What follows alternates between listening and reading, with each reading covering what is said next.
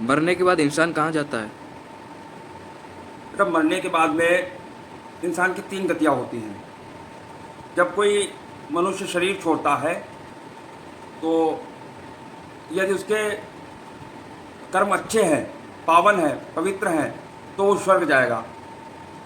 यदि उसने व्यभिचार किया है, दुराचार किया है और पापी है, तो वो नरक जाएगा।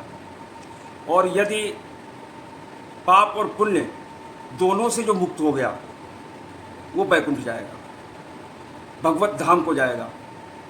तो जब भी कोई जीव, उसके कर्मों के हिसाब से उसकी गति होती है। अब जब कोई शरीर छोड़ता है, यदि उसके पुण्य कर्म अच्छे हैं, उसने पुण्य कर्म किए हैं,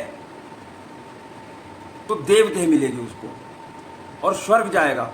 स्वर्ग में जाके भोगेगा और पुनः वापस पृथ्वी पे आएगा। यदि कोई असत कर्म कर रहा है, पाप कर्म जिसके ज़्यादा होंगे, पाप कर्म पापी होगा, तो उसको फिर नरक भेजा जाएगा। तो नरक भेजने के लिए उसको यातना दे दी जाएगी।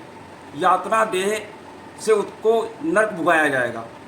और जब यातना देह से नरक में सारे भोग उसके पूरे हो जाएंगे, फिर उसको वापस पृथ्वी लोक पे भेजा जाता है। और यदि कोई जीवात्मा पाप और पुण्य दोनों से परे हो जाता है, हमारे जीवन में पाप और पुण्य दोनों बंधन के कारण हैं। भगवत प्राप्ति के लिए इनको दोनों से मुक्त होना पड़ेगा।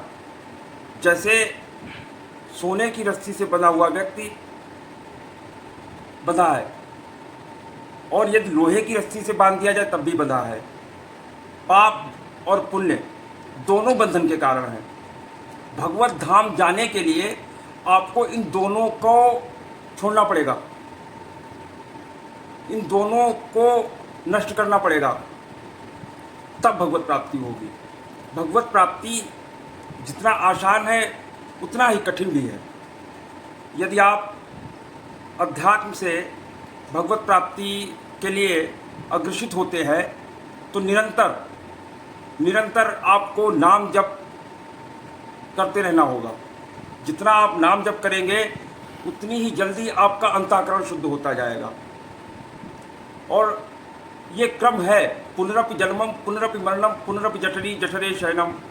यदि आप पाप करते हो तब भी आपको वापस आना पड़ेगा, आप पुण्य करते हो तब भी आपको वापस आना पड़ेगा।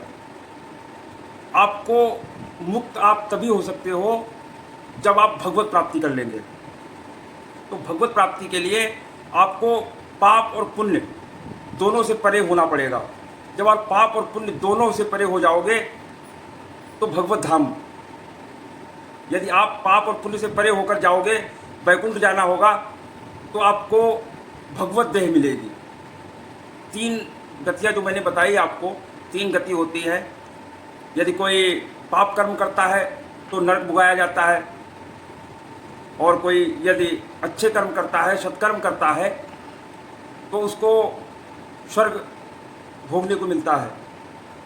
यात्रा देह से नरक, भगवत देह से वैकुंठ, और देव देह से स्वर्ग।